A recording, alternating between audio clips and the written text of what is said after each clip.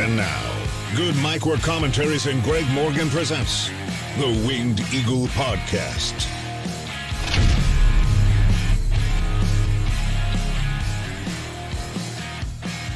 It is a beautiful day for a wingy. What's going on, guys? Happy weekend to you, and welcome to your Winged Eagle Podcast for August the 10th, 2024. As Max Pokebra says, get them ones up. The OTC, Original Tribal Chief, is back. He has returned at SummerSlam and then last night on Smackdown. Pretty fun stuff. This is going to be a packed episode because last week, 1 week ago today, we were here watching SummerSlam together. So we have not been here for a full long podcast to catch up on wrestling news and whatnot in a couple of weeks. So we're going to get into that. We're going to talk about the return of Roman Reigns last night. We're going to talk about the SummerSlam fallout. We have a lot of wrestling news to get into as well. Free agency, new contract signings, people possibly jumping ship, updates on Rollins, updates on Bobby Lashley. We're going to talk about the career of Kevin Sullivan and offer our condolences to his family.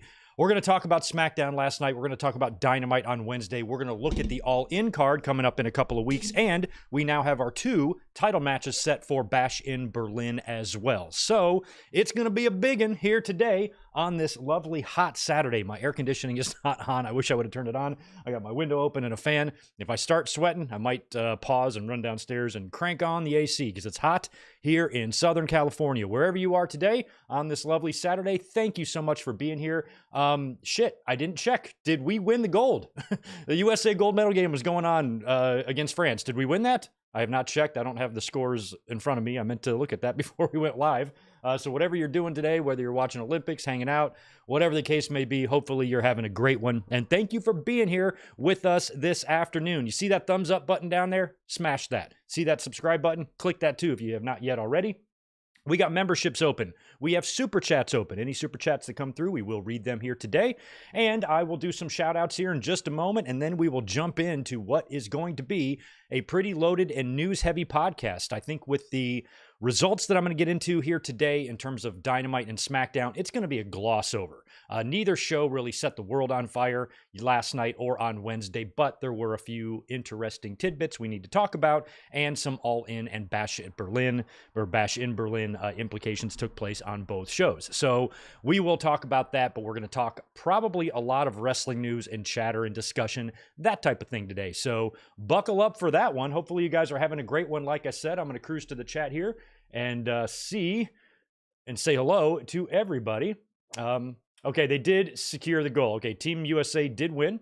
I figured that. They were up by 10 last time I checked, but then as I was getting ready for the stream here, totally forgot to check and see if we won or not. But I'm glad that we were, I think, what did we go, 6-0, something like that? Not too much of a surprise for the good old America winning the gold in basketball because we are the best.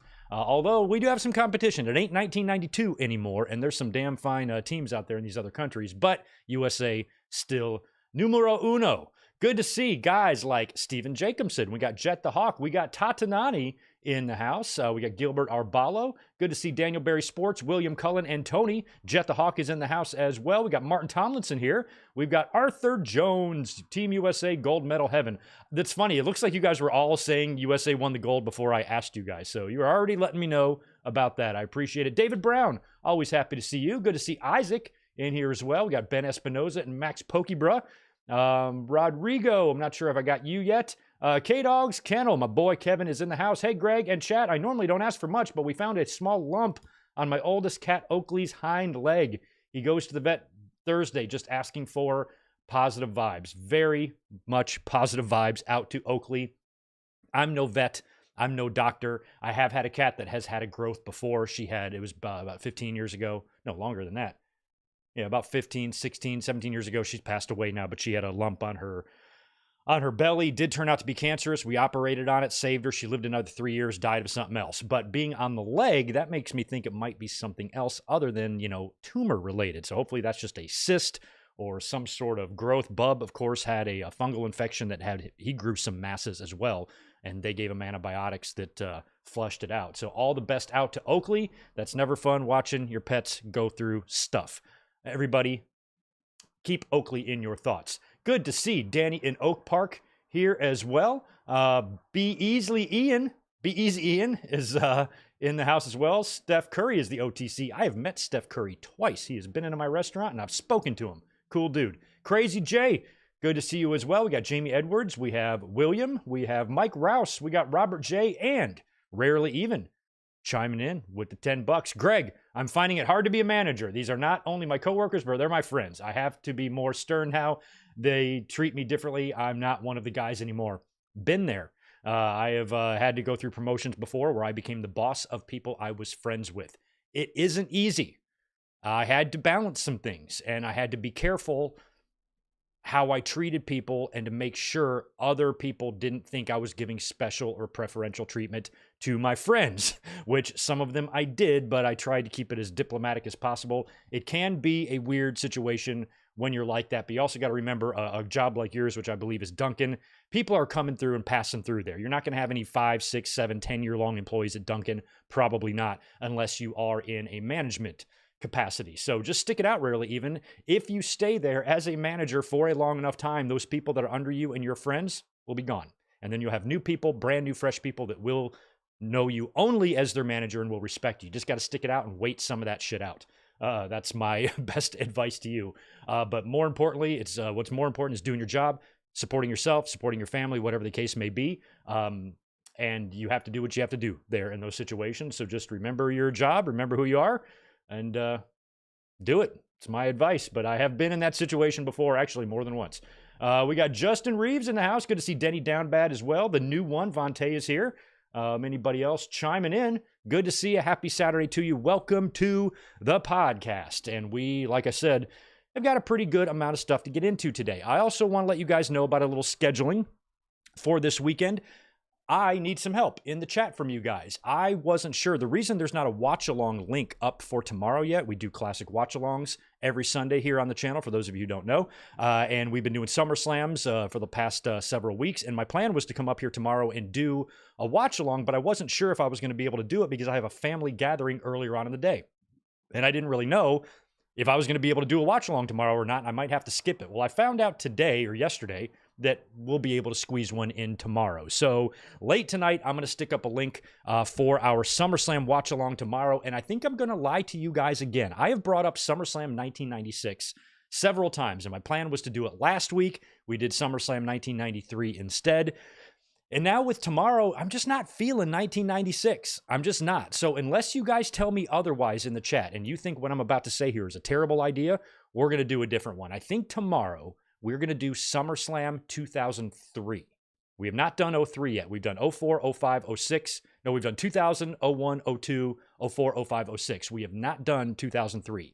Years ago, 5 or 6 years ago on my channel, in my old apartment, I did like a really primitive watch along of the Elimination Chamber match from that show, but that was so long ago, and I did not have the watch alongs back then set up like I have them now. So my plan tomorrow is to do SummerSlam with you guys. We're going to watch SummerSlam 2003 unless the majority of you in the chat tell me that's a stupid idea and I should do 1996 instead. I could put a poll up, but I know who would win. If I put a poll up between SummerSlam 1996 and SummerSlam 2003, I know what will win. 2003 will win by a landslide. So I figured we're just going to do that unless for some reason all the channel members are in the chat are saying, no, I was really looking forward to 1996, but I don't know why you would, because that was a shitty, shitty SummerSlam. I don't think we've done 95, 96, 97 were just not good pay-per-views, and I don't think we've watched any of those. I don't really like 97. A lot of people recommend 97. Let's do SummerSlam 1997. I don't like it. It's the pile driver show. Even Brett and Undertaker was like a long, slow, drawn-out match until they got to the hot finish. There's only 6 matches on the card. I don't love it. So I think 2003 is what we're going to do tomorrow, unless you guys tell me I'm stupid. Also, we will be here on Monday to either review Raw or possibly watch it. I'm not sure. We might do a watch-along for Raw as well, because I don't know what kind of review we can really bust out. We got a few weeks until Bash in Berlin, so it's all going to be just build to that. Last week, we saw a lot of newsworthy things take place on Raw, so maybe we'll come up here on Monday and do a watch-along. I got to think about that. Links for tomorrow and Monday will be hitting the channel sometime late tonight or tomorrow, so just keep that in mind for the weekend. Before we get into the news, let me just knock out one more super chat, 2 more real quick. One from Bears Bound 0809. Thanks for the 5, dude. Hey, Greg, Good to see you, my brother. Hoping to make it out to, oh, is it Brandon? Is it you, Brandon? I think I know you. Hoping to make it out to San Diego here soon.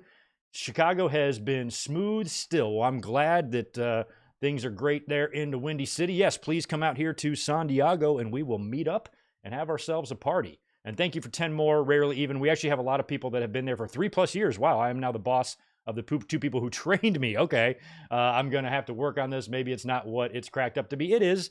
You just got to do it, unless, I would at least try to build employment history there. That way, if you have to go manage somewhere else, you have some management history before just quitting outright. But, then again, I don't know your situation. I'm surprised people hang around in Duncan for 3+ years.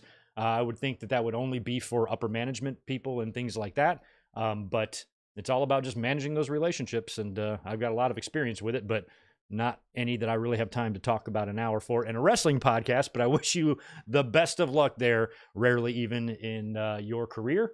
And when it comes to hospitality, food service, stuff like that, I've spent my whole life in that. So I can always do my best to offer advice for y'all when you need it. Okay, so now we've gotten the hellos, the pleasantries, let you guys know what to expect from me this weekend. Now we can get into some wrestling news. And I think we need to start off with some news that broke a day or two ago regarding Seth Rollins. Now, on Monday night, we saw that great angle between him and Bronson Reed. And we did a Raw review on Monday, by the way. If you haven't seen that video, you can check it out now. It's the last time I've been up here live. I didn't give you anything all week long. I was really, really busy this week. So on Monday, we saw Rollins come out and I think he was going to interrupt Punk, right? And then that led to McIntyre coming out, Punk chasing McIntyre off into the stands, leaving Rollins in the ring all by himself to be attacked by Bronson Reed. Bronson Reed, out of nowhere, shows up. You didn't really see this coming. They teased a little something backstage with Bronson talking to Adam Pearce, but then he showed up, annihilated Seth Rollins, beat the shit out of him, hit him with 6, count them, tsunamis from the top rope. And I said on Monday, if I didn't know any better, this looks like he's been written off of TV. And at the time, I had speculated that, not that he was injured, because we saw him wrestle. He's only wrestled once since WrestleMania, wrestled at Money in the Bank, got a little physical at SummerSlam, got very physical on Monday. So I was thinking not so much along the lines of Seth Rollins is injured, but maybe he's got a vacation coming up. Maybe Becky Lynch is on the verge or on the cusp of returning to the company. She did have her A&E biography last week. And so maybe this is Seth's opportunity to take one last little break with his family before him and Becky both hit the road full time again. That was my kind of speculation without knowing anything about the situation whatsoever. But it definitely, you don't usually do an angle like that unless you are writing someone off TV. So I was thinking at the very least, Seth Rollins is going to be off TV for a couple of weeks, and then, maybe come back to start something with Bronson Reed. Well, as it turns out, our suspicions were correct. They usually do run an angle like that when they do plan on writing someone off TV. And Rollins is going to be taking, I guess, a significant amount of time off to just rehab his nagging injuries. His injuries and his pain has been described as chronic, which is not good. I really, really hope Seth can get over this hump, get healthy again, and not have to spend the rest of his career working through chronic pain, severe pain, where his body continues to break down and he gets slower. Rollins is a terrific wrestler. He's been one of my favorites of the last 10 years, and he wrestles a style. And when you watch Rollins work, some of the great matches that he's had and the shows and the performances that he's given us, you would have to assume that his body's got to be hurting right now. So we wish Rollins the best. He's one of my favorites, like I said, of kind of like the modern era of the last 10 years. I think he's terrific in the ring. I think he's earned every number one PWI 500 spot that he's earned. I think he's got at least one, maybe two. And I respect him. And so I really, really hope that this time off, when you combine that with the amount of time he's taken off really since WrestleMania, that he can come back as fresh as possible and as strong as possible whenever he does come back. Now, there's no real speculation on the amount of time. We know it's significant. We know it's going to be over a couple of months, most likely, but it would be really great if we could get Rollins back maybe by the end of the year into Rumble to where he can do something significant and fun at WrestleMania. Now, all the way back this year, prior to this year's WrestleMania, I was looking way ahead to next year's WrestleMania and saying, everything that Seth Rollins has done for Cody Rhodes, putting him over 3 times in 2022, then having his back during the Bloodline feud. Seth Rollins, or Cody owes Seth one. So I thought it would have been fun, like if Seth won the Rumble this year and then went into WrestleMania to challenge Cody for the title and beat him for it. Doesn't look like that's going to happen. I think there's too much other stuff on tap for WrestleMania, but I do think that's something that Seth Rollins deserves at some point in the future. Rollins needs to face Cody one-on-one in the ring, and he needs to beat Cody clean. Whether there's a title on the line or not, I believe that needs to happen at some point in the next year or two. But until then, best of luck to Seth Rollins. We wish him well, and hopefully these injuries that he's trying to recover from don't affect him for the rest of his life. I just hope there's, with rehab and with doctors and rehabilitation, things like that, that he can get back to peak Rollins form. That's my hope for best case scenario. Pretty ironic that CM Punk is wrestling healthy right now on the roster and Seth Rollins is not. We still need that match to happen at some point. Now that Rollins is going to be out for some time, wouldn't be surprised at all if that's something that is now booked for WrestleMania. We were probably going to get that this year at WrestleMania, Rollins versus Punk, but Punk got injured. So now with Rollins out and the tease and the physicality and the GTS that Rollins ate at SummerSlam, you would think that when Rollins comes back, especially if it's near the tail end of the year, provided Punk is healthy, that's the match you need to start building for at WrestleMania, I would assume. But we'll have to wait and see how everything goes. In the meantime, all the best to Colby Lopez in his recovery and rehabbing his nagging injuries that he's dealing with. All right, and let's see. So that's WWE news. I guess we can kind of stay on WWE news, although this affects WWE and AEW. There are some AEW stars right now that WWE could be potentially targeting or looking to bring in. We've got Ricky Starks, we've got the Lucha Brothers, and we have Daniel Garcia. All of these men have contracts coming up in the near future. We don't know exactly when any of these contracts specifically are coming up, but they're all coming up soon. And the belief, well, I guess we could take these one at a time. We'll start with Ricky Starks. Meltzer this week in The Observer was Dave was being Dave, and I do not dislike Dave. I consider Dave a legend, but you also have to know when you're reading Dave, you have to know who you're reading. It's much easier to tolerate Dave if you know you're reading Dave when you're reading it. You know what I mean? So Dave, one thing Meltzer likes to do, it's one of the reasons I love him, is he likes to be Captain Obvious.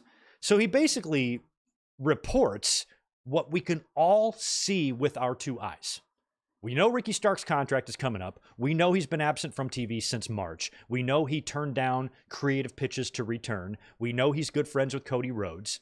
We know that it seems to be the writing, it seems to be on the wall, and Ricky Starks, when his contract is up in AEW, is going to go to WWE.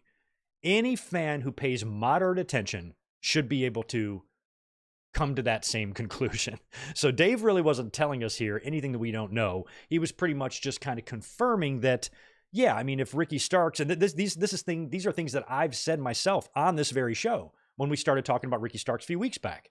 I said, well, if I'm Tony Khan, I don't know what the big mystery here. Why isn't he being used? I'm like, okay, well, put yourself in Stark's shoes and put yourself in Tony Khan's shoes. If you're in Stark's shoes, you're sick of that place. You're going to WWE when your contract is up. You're just waiting it out. There's nothing they can really say to convince you to stay unless Tony Khan offers you some obscene amount of money. But why would he do that? You know, Ricky Starks, even though I think he's a great talent and can be a star, he's not going to be a company destroying loss for them. AEW will be just fine without Ricky Starks. They've been just fine without him since he's been gone. He never really had a big role in the company to begin with. He just had potential. Everybody saw his potential. Him not living up to that potential so far, you could put that on the AEW's shoulders. That could be their fault. It could be Tony Khan's fault. Sure. But losing Ricky Starks now, even though that sucks, and it sucks that things couldn't work out for Ricky Starks, AEW will be fine. So there's no reason for Tony Khan to say, oh, I got to offer this guy 10 times more than he's going to make in WWE to keep him. Let him go. So if you're Ricky Starks and you know you're leaving and you're just waiting out your contract, and you're Tony Khan and you know Ricky Starks is leaving when his contract is up, why would you use him? Why would you bring him to TV to do anything except just lose all the time?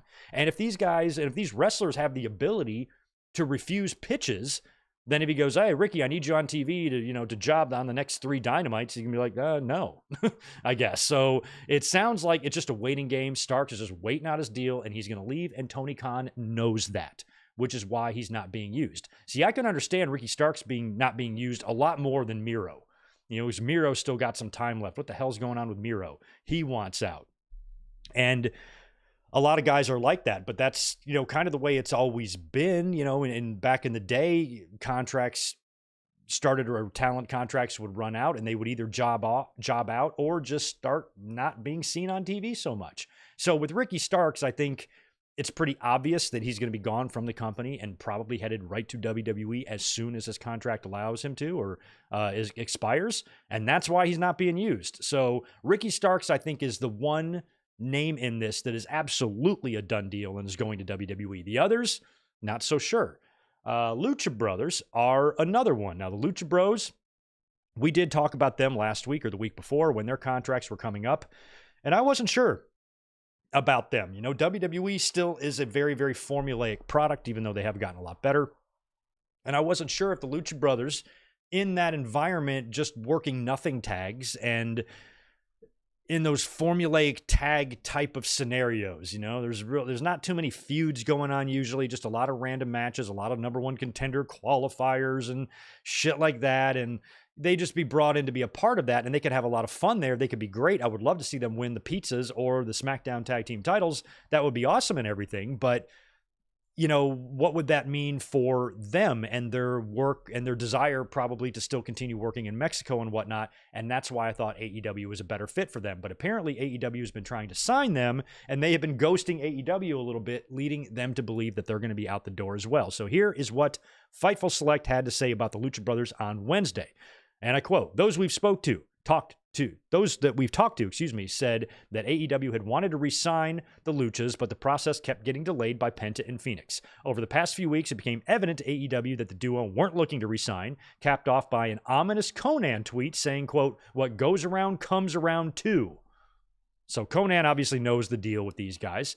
Our friend Ibu over at Wrestle Purist reported that the duo are expected to go to WWE, and we can confirm there have been discussions internally about bringing them into the company. Those that we've spoken to believe that Lucha Brothers want to be a package deal and don't want to go to NXT. One source close to the duo says it wouldn't be surprising to see him in Orlando to prepare for the defection sooner rather than later. Perhaps the most surprising element is that we've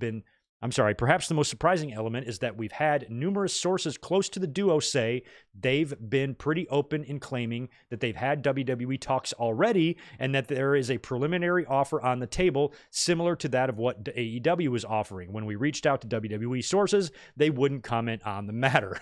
So if the Lucha Brothers here are saying they've been in contact with WWE, that is not allowed, right?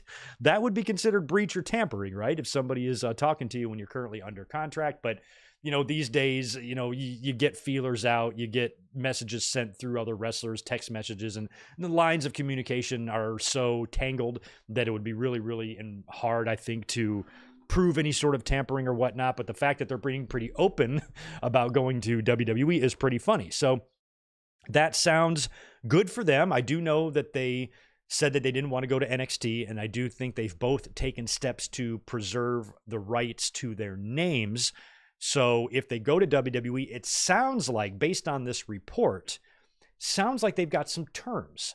And that right there is another perfect example of why competition is good. Because this gives wrestlers leverage. And WWE, now that Vince is gone, Lucha Brothers keeping their name probably isn't going to be that much of an issue. Before, it might have been. And when WWE was the only game in town, hey, we're going to sign you, and we're going to just completely change your name. Even if you were crazy established, like a Danielson or a Kevin Steen or Tyler Black or anybody else that comes in, we're changing your name. We're going to give you a whole WWE makeover. You belong to us now. Now that you have competition, and if WWE wants to sign someone who's a free agent and they know they've got other suitors and they say, look, we want to sign with you, but we want to keep our names, WWE's probably going to have to acquiesce to that request, because otherwise they're going to lose them. They're going to have to decide if that request is worth letting them go or not. And I think nowadays with Triple H in charge, this kind of being a new WWE, wrestlers being able to use their names. We've already heard the big trademark news that happened a couple of weeks ago. I think this stuff is going to get a lot easier. But back in the Vince days, Penta and Phoenix would absolutely be guaranteed to have name changes. Their tag team name would change, their outfits would change, and their names would change. All of it. All of it. Now, I'm not so sure. And if they come into the company, it sounds like they are only coming in if they can have things the way they want them, and probably keeping their names and identities as part of that, and not going to NXT. That doesn't mean they can't go to Orlando, like the report says, and work out and get a little bit, accustomed to the WWE's rings, WWE's vibe, WWE's production, personnel, that type of thing. Nothing wrong at all with that, but it sounds like they don't want to have an actual run in NXT. So if the Lucha Brothers come in, I honestly will say, based on how I was feeling a couple of weeks ago, that would surprise me. Sounds like they're coming in, but I thought that AEW would be a better place for them because AEW is where they are more likely to be able to work internationally. Not that they can't do that in WWE, but it doesn't look like they're going to be able to do it to the level that they did in AEW. We've already seen WWE pulling Stephanie Baker off the road, off of all those shows when they haven't even done anything with her, and they still made her, or pulled her off the CMLL events. So we'll see with the Lucha Brothers when that happens. And again, with all of these contracts, we don't know when they're up. So it could be in a few weeks, could be a couple months, could still be the end of the year. So we could not even see Ricky Starks, Lucha Brothers, or possibly Daniel Garcia in WWE till 2025 for all we know. But sounds like we are getting down to the nitty-gritty here with a lot of these contracts. And the other big name is Daniel Garcia, who I think is still in the middle of contract negotiations, or he's weighing his offers. Now, AEW with him, at least they have an angle in place, number one, that writes him off or brings him back.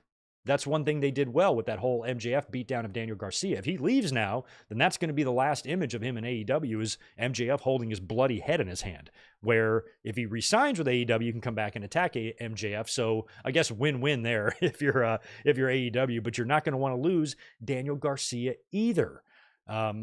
Maybe he goes to WWE because that's the same name as The Rock's wife.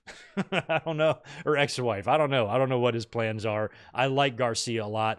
And he is somebody that I think would be fun in WWE. But Garcia and the Lucha Brothers, I honestly have to say, I think might just be better off in AEW. But it sounds like they might both be going. Ricky Starks, I can totally see going to WWE. He makes sense. Lucha Brothers, I'm surprised that they would want to go to WWE. But they're probably going to make some nice money and get some nice exposure. Garcia, I'm kind of on the fence about.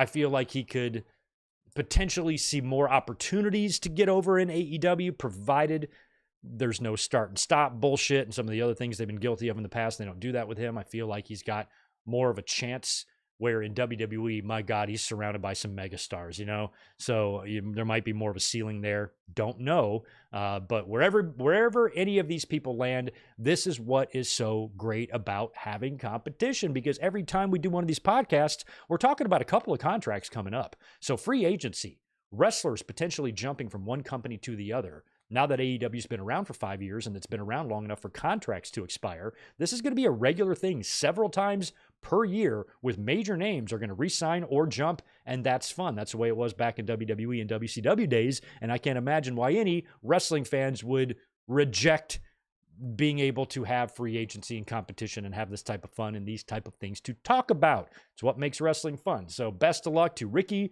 to the Luchas, to Garcia, wherever they wind up, WWE or AEW. I hope they get paid, and I hope they get over. That's all I really care about. Speaking of AEW, word is, according to Meltzer anyway, according to Dave, that Kenny Omega is getting better, and that he plans to, when he returns, he's going to be returning, I guess, with Kota Ibushi. Kota Ibushi has also been rehabbing injuries, and he's set to come back, but apparently he's going to be waiting for Kenny to return. Meltzer, in the same report, went on to attempt, again, more Captain Obvious stuff from Dave, attempt to nail down some sort of a timeline when Kenny Omega might come back. And he even wrote in his report, I Googled recovery time for diverticulitis and whatever. And so in his report was just what he Googled. He basically says that he feels that Omega will be back before the end of the year. And he is closer now to coming back, way closer than he was before. Dave said, if you had asked me a couple of months ago, I would say we're not even close to talking about a timetable yet. Now he feels like we're getting close to having some sort of a timetable, as Kenny is getting better and he is recovering. And we should see him in 2024. I don't know how I feel about him coming back with Kota Ibushi. I like Ibushi. I hope Ibushi is also healthy because he has, last few times we've seen him, he's been a complete shell of himself, broken ankle, and he worked that one match that was basically the entire match was about the speed of the Steve Austin roll up on Owen Hart at SummerSlam 97. The whole match was like that. And it was just really, really cringy and horrible to watch. So when both of these guys come back, hopefully they are at the top of their game. Ibushi healthy, Kenny healthy will make things a lot of fun with the Elite, especially with Okada there. And hopefully everything goes off without a hitch with those guys and they come back healthy and kick ass. I have really, really missed Kenny Omega. I have. I've missed him in AEW. I've missed his presence there. And I don't necessarily need Ibushi with him. I'm happy with Kenny by himself. But what are they called? Are they the Golden Brothers? What are they called? What's their name? The Golden Lovers? No, not Golden. It might be Golden Lovers. I forgot what Kenny and Kota are collectively called. But we will see them back at it together here in the new future in AEW, hopefully. Also, we have some news on Bobby Lashley. Man, all these people leaving AEW. We got some people leaving WWE too, and this one hurts, man. On Bobby Lashley leaving WWE, there's been a lot of talk and speculation about his contract lately because he hasn't been on TV. He started that faction with the Street Profits, but it started, it stopped, it started again. Are they a faction? Are they not? What's their fucking name? And now Lashley, I think he got injured around May or something, and he's been off rehabbing that. And there's been a lot of chatter about his status and his contract and him potentially leaving. Here's what Fightful Select said, I think yesterday or the day before, about Bobby Lashley. And I quote, "Those we spoke to in WWE during SummerSlam weekend were under the impression that Bobby Lashley would be leaving the company and that there were no creative plans for him in the company moving forward. We can confirm that he's been discussed backstage in AEW since word of his contract status emerged. However, no offers have been made to Lashley as of yet. We're told that Lashley also has interest from the fighting world and in Japan. Those close to him believe he will make at least an appearance in AEW, and he says he's ready to return to TV." Also, Bobby Lashley did an interview a couple of days ago with the Laboratory with Plays, or Plaz. I don't know who this is, but it was a sit-down podcast that he did an interview with. And he was asked about his relationship with Triple H and Vince McMahon. And he had some interesting things to say, and some of it wasn't really surprising. Sounds like he was more of a Vince guy than a Triple H guy. And there's also been some speculation of that recently with MVP making some comments and accusations of Triple H having a racial bias or whatever. And I want to tread lightly with that because I don't want to call someone out for being a racist if they're not. I think Triple H having that feud with Booker T in 2003 has really hurt him. It really has. That promo, people like you don't win the title, then the way he beat him, it feels like a lot of fans are ready to pounce on any opportunity to call Triple H racist. And honestly, I can't blame them, for that. A lot of people still harbor a lot of resentment to that Booker T feud back in 2003, and I get it. And here's what Bobby Lashley said when he was asked about Triple H and Vince McMahon in the interview, and I quote, "If I say the wrong thing right now," he said, he kind of laughed. He said, "I had a connection with Vince. Vince understood me. Vince was big on the show. He looked at people that were stars and he saw that in me. And there were a lot of little nuggets that Vince would give me all the way throughout my career and tell me different things. So Vince just looked at me and was like, I can tell Bobby works his ass off. I can send him anywhere around the country to represent the company and the brand. He just looked at me like a star. So I like Vince. I haven't really had too much of a connection with Hunter. Hunter has his guys, and I've tried to, but we haven't really worked enough together to get to know each other." And that's surprising that Lashley and Hunter are that unfamiliar with each other. I mean, Lashley's been there a few years. He was there years ago. I'm surprised that they haven't developed enough of a rapport to work together creatively. And we have heard about Triple H having his guys. Some fans like to say, oh, he loves the 5'6" indie guys. It's not all he likes. Damian Priest is not a 5'6" indie guy, and neither is Andrade. There's a lot of people, just because Ciampa and Gargano are on TV doesn't mean he just pushes the vanilla midgets, So he has his guys. He has, a style, maybe even a formula per se that he likes. I am not comfortable believing that because Triple H hasn't had a connection or worked or found anything creative for Bobby Lashley to do, that makes him racist. I don't believe that at all.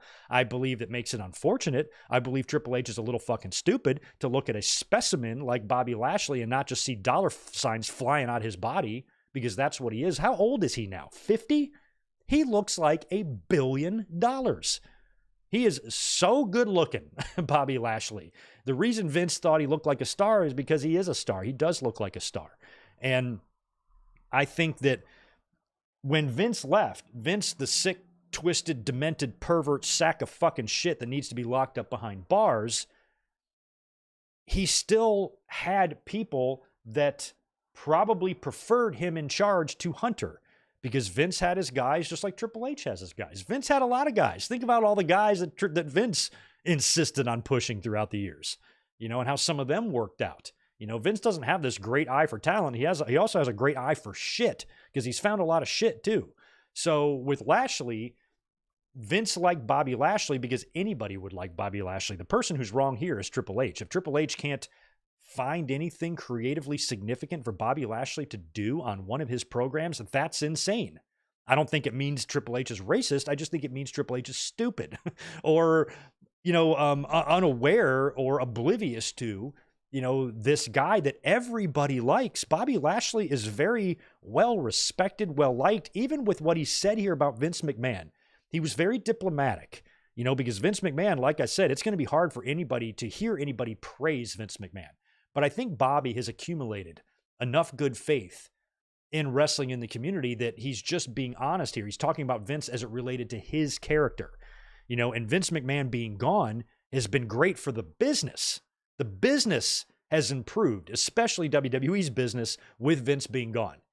But when Vince goes, it might not individually benefit. The company benefited, but some other individuals have not. Rick Boogs is another guy that kind of just fluttered away after Vince McMahon left because Vince liked him. Nobody else gave a shit, and he was gone. Austin Theory, same thing. He was a Vince guy, and it just looks like he ain't going to make it now. And with Lashley, I think that it's a shame that he only really had a chance to succeed with Vince there. I cannot believe that Triple H doesn't see the same things in Bobby Lashley that Vince did. I can understand Triple H not seeing the same thing that Vince does in other guys, but this is Lashley here. This is a multi-time world champion. This is a guy that's, served in the armed forces. He's an MMA fighter. He could fucking kick anybody's ass in the world, and he still looks great. He still looks like a star. He's still just physically is so put together. He's exactly the type of dude you would want on TV, and I would want to try to get as much out of Lashley as I can before it's all over. He's old now. He's in his late 40s, close to 50, whatever he is up there. So he looks so great. If you've got a 2 to 5 year window to get some more money out of this guy and, make him a star, make him a champion, and get some mileage out of him, why in the hell would you not do that? I thought Lashley and the Street Profits looked great together. That would have been a great springboard for Montez Ford to the singles push that he still has not received, that we thought he would be well on his way to by now. And maybe some of this, this falling apart with Lashley had something to do with that. It's a shame that they didn't want to make these guys a big deal. I would have loved to see MVP get back in the mix. Maybe they felt there was no room for that faction with the Bloodline and with the Judgment Day, but why not? It's a huge company. You got 2 shows, 3-hour Raw, 2-hour SmackDown, fit them in somewhere. So when you hear about people leaving, whether it's an AEW or WWE over the years, and you hear things like, oh, they just don't have anything creative for you, you can understand that with some talent. Some talent, you're like, okay, well, they weren't using them. I thought it was ridiculous that Trevor Lee, Cameron Grimes got let go. He's talented as all hell, but they weren't doing anything with him. So it's like, okay, I kind of understand that. But Cameron Grimes isn't a former multi-time, world champion. This is Bobby Lashley we're talking about. And Lashley, I already felt like kind of got the short end of the stick last year at WrestleMania 39, kind of being left off the show in a healthy scratch, so to speak, after the match with Bray Wyatt fell apart. And there's been a couple of other, instances there where I thought they could have done a little bit better by him. But for the most part, I was happy to see him win world championships. I thought those were long overdue when he did win them.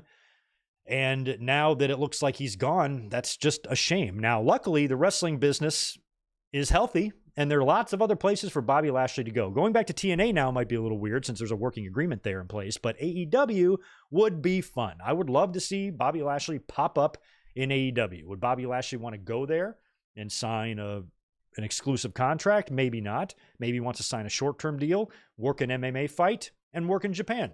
And work in AEW as well. Luckily, AEW is the perfect place if you have other interests. That's the wrestling company for you if you like to do other shit. Because I am sure, especially with Lashley leaving WWE in the terms that he's leaving, not really the best. Tony Khan probably doesn't have to worry about Lashley, coming to AEW and then saying, oh, I don't like this, I want to go back to WWE. Clearly, WWE doesn't want him. So Tony should be able to give Lashley anything he wants. You want to go work an MMA match, go work in Japan, do other stuff, work here occasionally? Great, we'd love to have you. We'd love to have you. Shane's on his way in, too. You can reconnect with Shane. Maybe Shane and you can reminisce about how great Vince pushed you or whatnot. So if Lashley goes to AEW, I would very much like to see that. And when it comes, in terms of Triple H, using or not using people, I'm not saying that there's not I'm not saying it's like baseless, because I really don't like when people scream racism for no reason.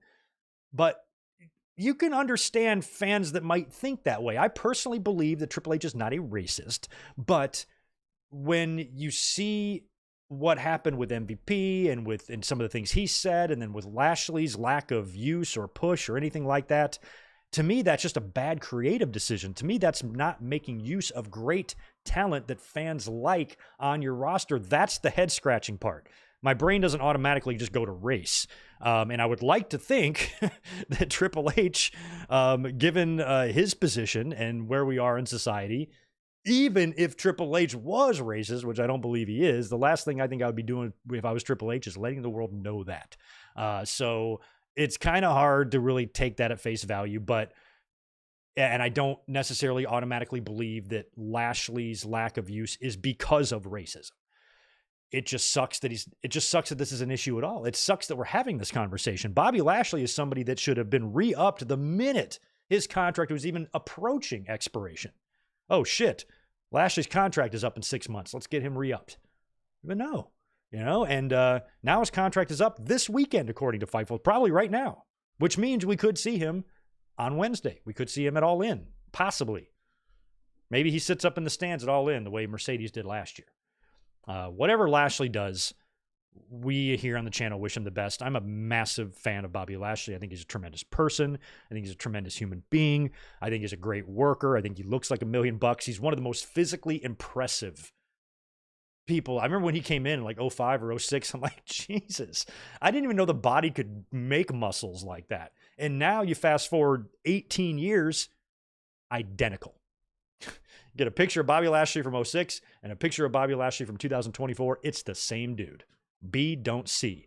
And that has never been more apparent than with Lashley. All the best to Bobby. We love you, Bobby, here on the channel.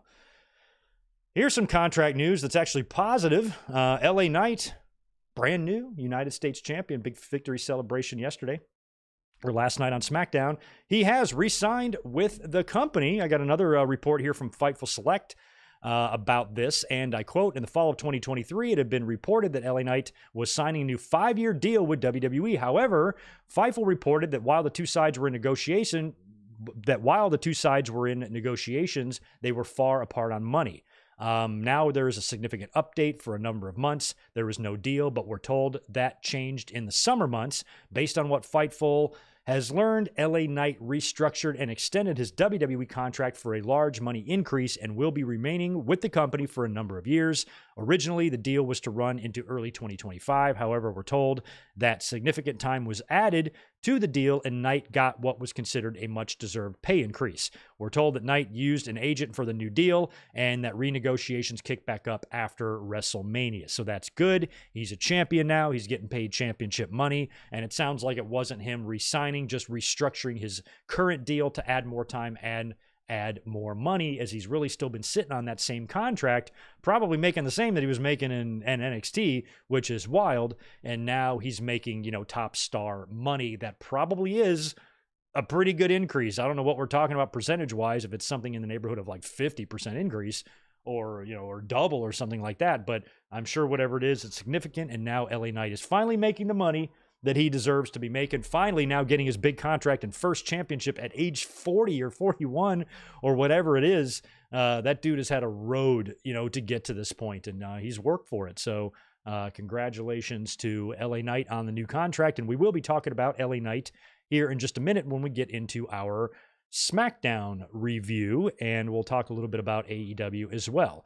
Before we get into our next thing, I want to cruise over here to the chat, knock out a couple more of these supers, and make sure that I'm good on some of the news here that I wanted to get into, and it looks like we are. I'm just going to scroll back up a little bit. Rarely Even's got 5 more for us. I love that there was no logic behind Bronze's attack on Seth. He did it basically just because he felt like it. Well, he was in the back talking to Pierce, and Pierce said something like, you got to go out and create your moment or opportunity or something like that, right? And that's when he showed up on Seth and attacked Seth. So they linked them, but it was pretty subtle. 5 more from Rarely. Ricky Starks has always felt like a WWE guy to me. He just seems like his natural place in WWE, his personality, his persona. It is, and he's kind of got that little miniature version of The Rock. He's got that hair. He's got the same skin tone. You put the glasses on him. He looks like he's a dude dressing up as The Rock for Halloween. So you get Rock and Ricky in the ring at some point. That could be super fun. Not necessarily for a program. Just have them cross paths. I mean, if Rock and Cody are going to be doing shit next year, Ricky and Cody are friends, and you could maybe tie Ricky Starks in to that. Oh man, you know how The Miz came out dressed as The Rock during the Cena build at WrestleMania 27, and who did it recently? It always happens. The music plays and the person comes out in disguise, right? Mariah May just did it with Toni Storm. Other examples, you guys know what I'm talking about here. So maybe you can do a segment like if it's going to be Cody and The Rock at some pay-per-view match, maybe WrestleMania.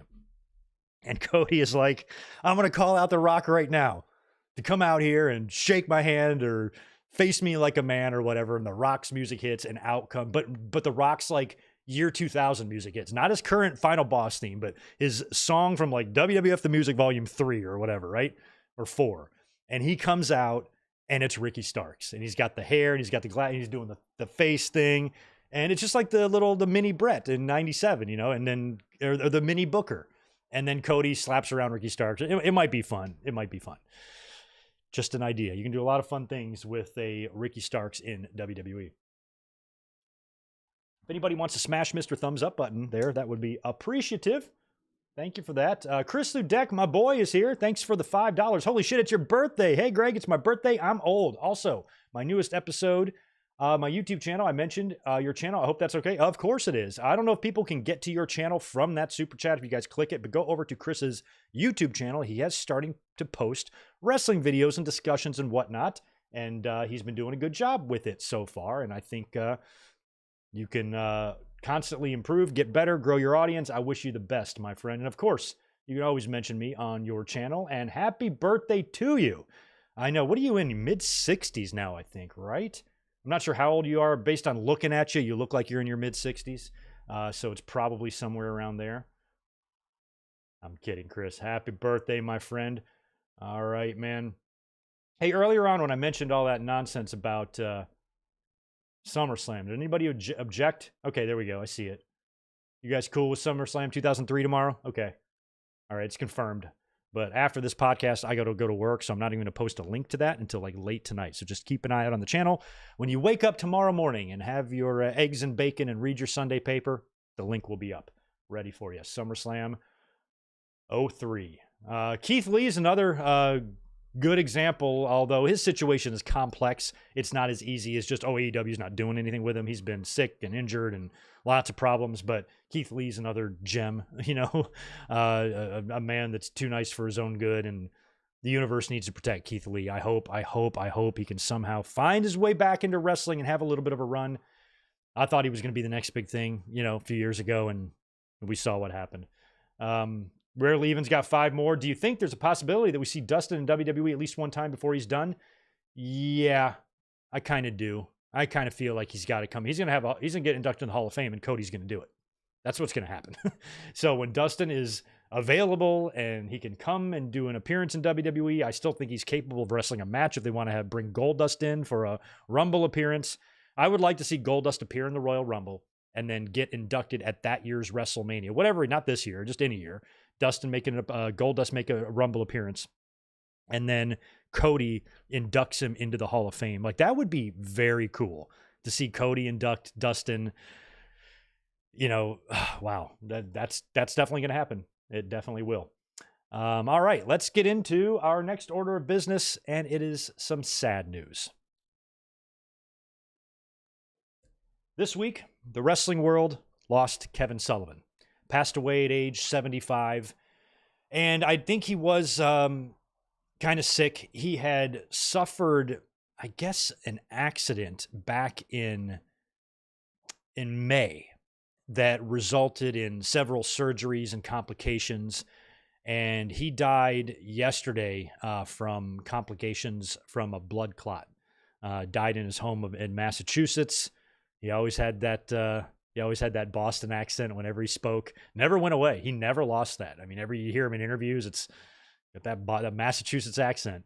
And Kevin Sullivan was one of a kind. He really was. He was one of those wrestlers that, a lot like a Bray Wyatt even, where he just had a lot of creative ideas, and he was a big influence not only in the ring and in front of the camera, but behind the camera as well. And Kevin Sullivan, one of my favorite things about Kevin Sullivan is that back in the day, I used to be like a big shoot interview junkie, and now, of course, it's all transitioned into podcasts. But Kevin Sullivan is one of the funniest people to hear other wrestlers tell stories about.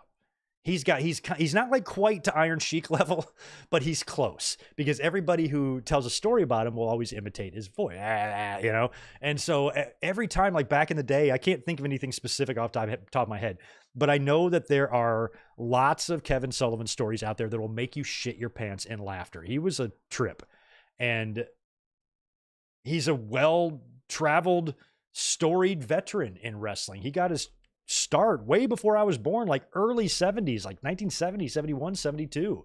Worked championship wrestling from Florida, won the tag team titles with Eddie Graham's son, Mike Graham.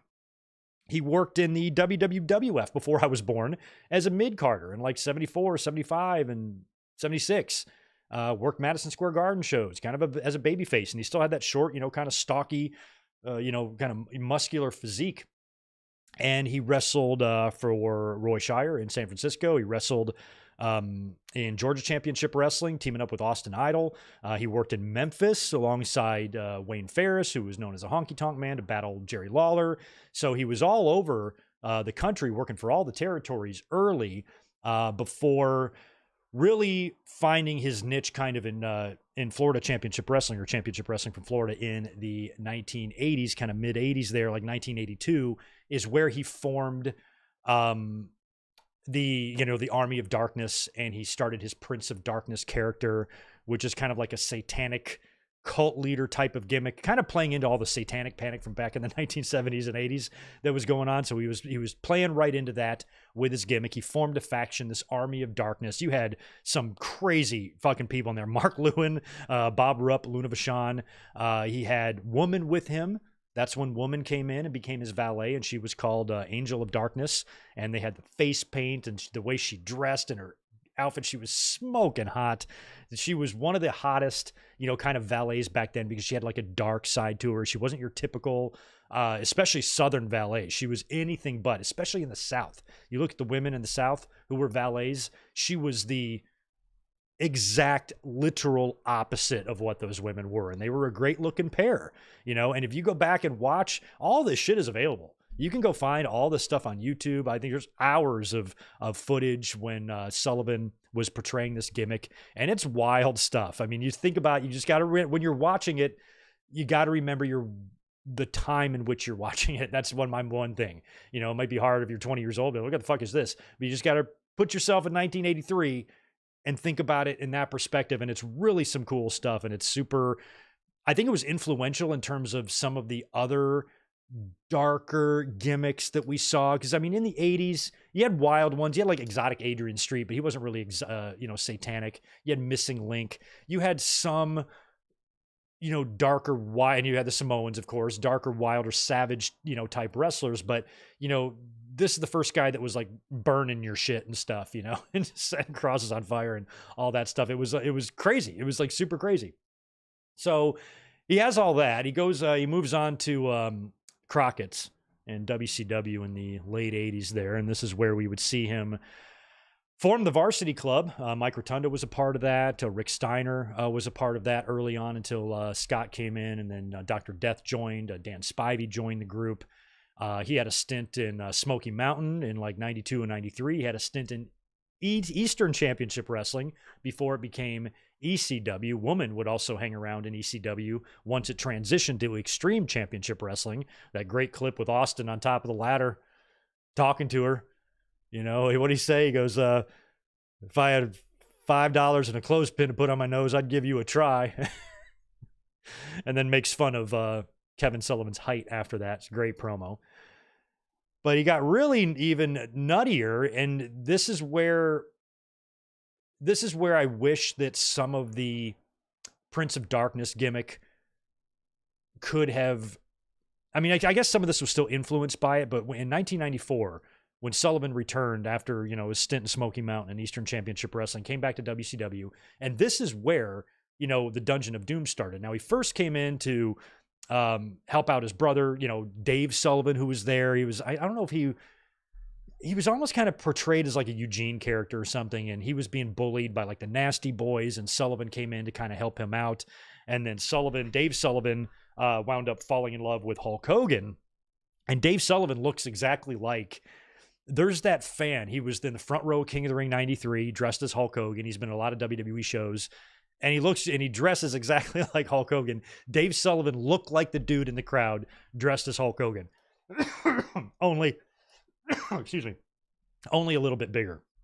So it was Dave Sullivan's love and adoration for Hogan, I think, that sparked and fueled Kevin Sullivan forming the Dungeon of Doom. They brought in King Curtis for this. He was like on the throne. He was like the master.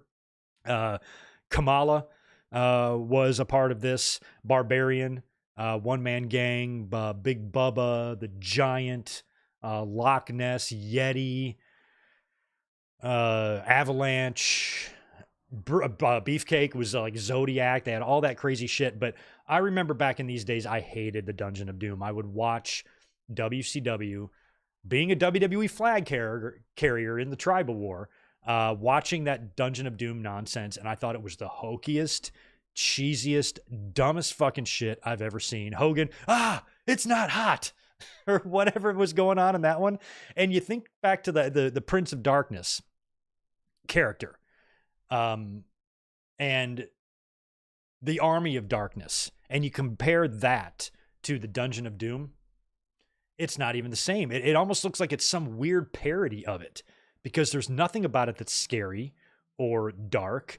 And it was just way, way too hokey. And I think if they could have had like a little bit more of an edge, but granted it's cable TV and standards and practices and whatnot. You don't want to have fucking devil worship even in the 90s, probably on cable TV. But The Undertaker was able to find that avenue of kind of really terrifying people. I'll never forget when he came out of the coffin. I think it was on a Saturday Night's Main Event. They wheeled him out of the coffin. It was like Warrior and Slaughter and like a Rumble rematch or something. And they lift up the coffin. Undertaker sits up and he looks over at the Warrior, and kind of Warrior gets stunned. I remember as a kid, that scared the shit out of me. Nothing in the Dungeon of Doom even remotely scared me. It was one laugh after another. It wasn't interesting. It didn't make you fear for Hogan's life. It just made you laugh. You laughed and pointed and said, what a bunch of stupid shit, every time you saw it. So even though Kevin Sullivan, the Taskmaster, is a great creative mind, none of this shit stuck, to me, and it did not resonate with me back in the mid-90s. I did not like the Dungeon of Doom at all. I thought it was so awful. I like the people in it. I like Sullivan, like Barbarian, like Ming, like Kamala, I like Tenta, like Big Show, all those guys, but collectively in all these wacky-ass gimmicks did not stick with me. Sullivan would then have a couple of feuds. He had the really interesting match with Brian Pillman at Super Brawl that ended with Pillman. I I respect you, Booker, man. I think there was a stip where you had to like say you respect your opponent. It was just a clusterfuck. And, Sullivan, always praised Brian Pillman for just constantly working. And that's what everybody praised Pillman for, because he didn't know even backstage if he was working or not. People thought he was nuts. People thought he needed to be institutionalized. The fact that he kept everybody on their toes, and then saying like, I respect you, Booker, man. And back then it wasn't really well known that Kevin Sullivan had the pencil there in 1996. And that's stuff that I think only Pillman could pull off. And even Brian Pillman Jr. yesterday says, rest in peace, Booker, man, or I respect you, Booker, man, which I thought was really cool. And a lot, Pillman and Sullivan, I don't think had any personal issues. This was all, just part of it. And Pillman has always gotten a lot of credit for his creativity, and creative people, like game usually recognizes game, you know what I mean? So if anyone could appreciate the antics of Pillman, it was a Kevin Sullivan, which is why they should have been able to make more magic than they did. That was a feud that never really got a payoff, which sucked. And then, of course, he had his feud with Benoit, and that was in 1997. And during this time, this is the crazy thing about wrestling. We would see this years later with Matt Hardy and Edge and Lita. In the middle of this feud, Nancy, a.k.a. Woman, who was with Sullivan, has an affair with Chris Benoit, while Chris Benoit and Kevin Sullivan are embroiled in a feud on television. So now you have to go out on TV and fake fight with someone who's sleeping with your wife. Oh, man. That's some drama right there. That's drama. So, of course, that was all nuts. That feud was very brutal, and very fun to watch, especially if you knew the story. And it was out. It was in the sheets back in 97, what was going on with those guys. So it made those pay-per-view matches really interesting. I know that was one of the few WCW pay-per-views I bought, was the retirement match with Benoit and Sullivan that I think was Bash at the Beach 97, right? And Kevin Sullivan lost to Chris Benoit in a retirement match and would basically just retire to behind the scenes. And then a couple years later, in 1999, was when Ed Ferrara and Vince Russo came in to kind of take over, but they only lasted a year. So they're only there like a year or less than that, I believe, or just a few months. I think Russo's entire run there was only a year, but I think his initial run as head of creative only lasted a couple of months, because around the beginning of the year 2000 was when Kevin Sullivan was put back in charge. And that is what led to the Radicals showing up in WWE on that Monday Night Raw. Benoit and Malenko and Saturn and Eddie all leaving together, because now with Sullivan in charge, they were of the belief, and at least in Benoit's case, you can't blame him for thinking this, that they were not going to be treated well by the new head of the creative, the person that is in charge of determining whether they win or lose matches, especially Benoit, whether he wins or loses matches, is the guy whose wife you stole from him. So obviously, there's going to be greener pastures in WWE, and they all left because of that. And, I think with Sullivan, his legacy will be that of someone who was a creative mind, and he was extremely well liked by the wrestlers. He was one of the boys. He was a gym rat, a pothead. He was really kind of an everyday man's man. Granted, he had the issues with Benoit and whatnot, but when you think about, and you saw it too, WWE ran a great tribute package to him last night on Smackdown. You watch interviews, podcasts, you hear anybody talk about Kevin Sullivan, it's usually positive stories. It's usually fun stories. And for someone like Kevin, who was in a position of creative control behind the scenes, it's very hard for those people to be unanimously well-liked. It is a thankless job. There's always going to be people resenting you for other people getting opportunities that you didn't, and you're going to be the scapegoat, or the first person people usually will blame in those situations if you're the one right and everything. So with Sullivan, to be able to have a job and a position behind the scenes, be in charge of people's careers and storylines and pushes and angles and whatnot, and still be remembered fondly. People will leap to the opportunity to tell you stories about him. He was respected. He was a family man as well. That Nancy, being with Nancy, that relationship didn't define him at all. That's why I never give any time or energy to the insane flat earth tinfoil hat wearing dickheads that think he killed Chris Benoit. He didn't. He absolutely did not. I almost think it's insulting to believe that that's the first thing that the fans think of. Oh, Kevin Sullivan must have killed him. You know, even if your wife cheats on you with somebody else, is murdering that person something you want to be doing? You know, is murdering that person and possibly going to jail and all this stuff? And he just didn't. Kevin Sullivan is not a murderer. And I think when the fans, you know, who don't know him, never spoken to him, you know, so they put two and two together. Well, he had a crazy satanic nutso gimmick in the 80s. Benoit stole his wife. He must have done it, right? You know, I never give any attention to those remarks because they're just stupid. And I think tongue in cheek, if people are like kind of joking a little bit, you know, I saw some pictures of, you know, Sullivan and Benoit having a match in hell or whatever, you know, if you just take them as just stupid, tasteless jokes, you know, they don't bother me too much. But anytime anyone has brought up the idea of Sullivan being Benoit's murderer, no. No, absolutely not. Sullivan would not be able to cover his tracks to that degree. And on top of that, he's just not the murdering type of person. So I always kind of was, you know, insulted by that because Chris Benoit is the one that did the crimes here. Chris Benoit is the one who ended the life of his son and his wife. And on top of that, why would Kevin Sullivan kill a little kid?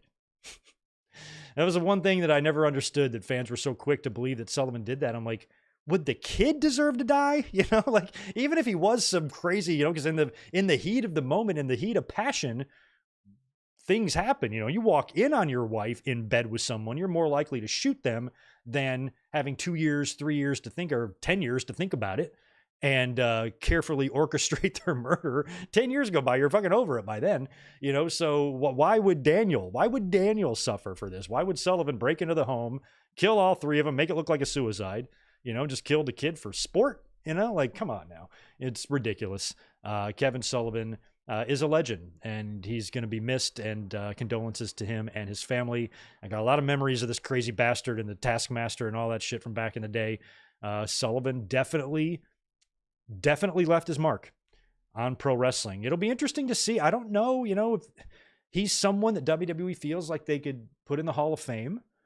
I think he's a Hall of Fame wrestler, but there is a lot of connection to Nancy, and some of that I think WWE just does not really want to draw attention to. I didn't notice last night in the video package. Did you guys see any pictures of women in there? There might have been. I watched it, but I can't remember if I saw any.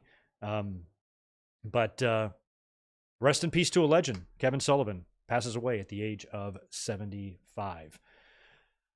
And as Ian Gomes here says with a $5 super chat, how would life have played out if Nancy stayed with Kevin Sullivan and didn't marry Benoit? Well, then she'd still be alive. Now, she might not be with Kevin Sullivan. They might have still had a falling out, or they might have still been divorced or whatever, but she wouldn't have married Chris, and then Chris wouldn't have killed her, and she'd still be alive.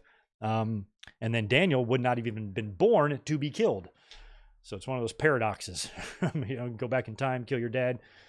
How can you be born? But I think that was always a ridiculous and ludicrous kind of accusation, and I never really took much stock in it. So rest in peace, Kevin Sullivan.